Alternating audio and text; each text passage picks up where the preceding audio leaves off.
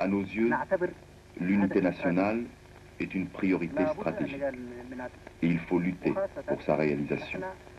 D'autant plus que l'indépendance constitue un dénominateur commun entre toutes les différentes forces et classes en Érythrée. Il faut que toutes les forces qui ont un intérêt dans la révolution s'organisent en une seule organisation nationale et démocratique à travers laquelle nous pourrons servir les intérêts du peuple érythréen.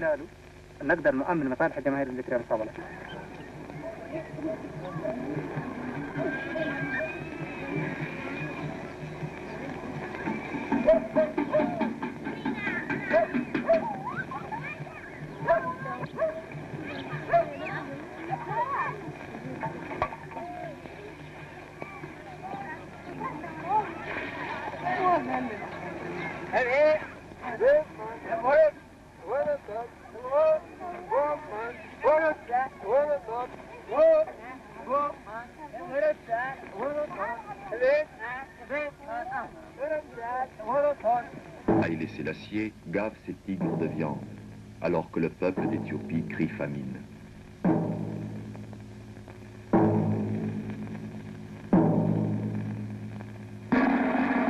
En 1974, à la faveur d'une insurrection populaire, un groupe d'officiers prend le pouvoir. Le nouveau gouvernement se proclame progressiste. Pourtant, la guerre continue comme auparavant.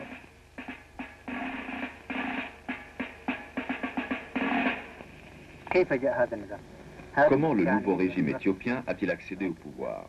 Premièrement, il faut tenir compte du rôle qu'a joué la révolution érythréenne pendant 17 ans.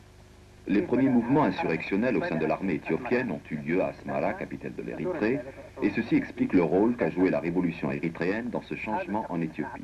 Pour ce qui est du changement, nous l'avons considéré comme un pas en avant. Il y a eu une lutte antiféodale, une reconnaissance partielle du problème érythréen. Pas de la manière dont on l'aurait souhaité, mais ils ont annoncé leur intention de résoudre le problème par des moyens pacifiques. Ils ont proclamé le socialisme, ils ont pris position contre l'impérialisme, le sionisme et le colonialisme. Tout ceci est positif. Mais il reste deux problèmes. Ils ont échoué dans la reconnaissance du droit du peuple érythréen à l'indépendance. Ils ont aussi échoué car ils n'ont pas su affronter le problème des diverses nationalités à l'intérieur de l'État comme un régime progressiste aurait dû l'affronter.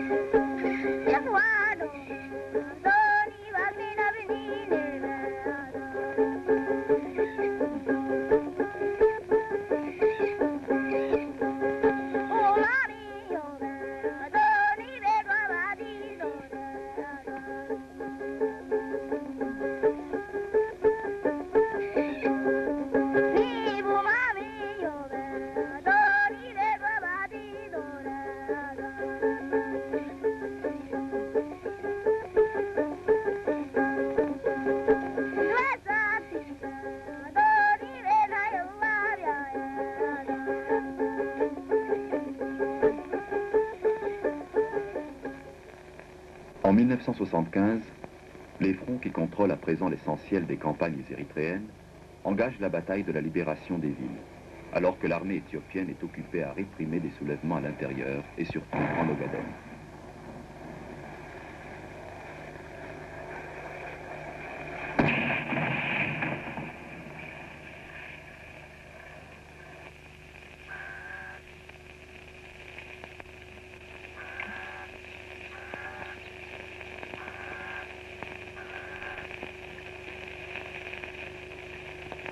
Avec la libération de Mandafara dans la nuit du 24 août 1977, Le front de libération de l'Érythrée n'est plus qu'à quelques kilomètres de la capitale Asmara, désormais encerclée.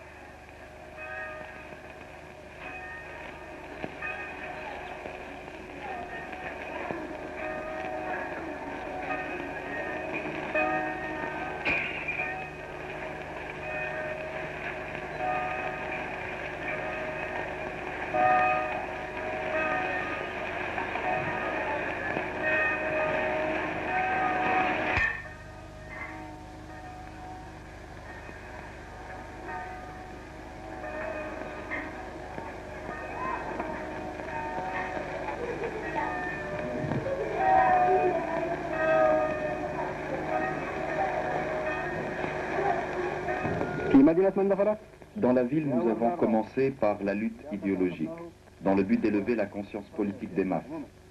Nous avons mis sur pied diverses organisations de masse. L'Union des travailleurs, l'Union des femmes, l'Union des jeunes et l'Union des étudiants. Les masses sont bien organisées et élisent des comités qui administrent Mandafara.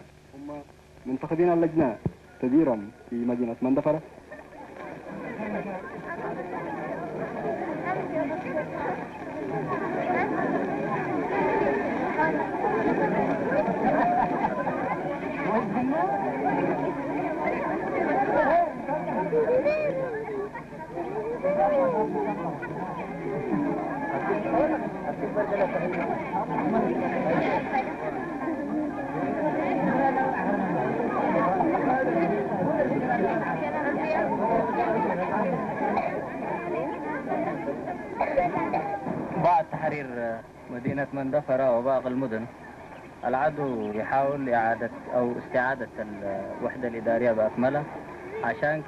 Après la libération de Mandafara et des autres villes, l'ennemi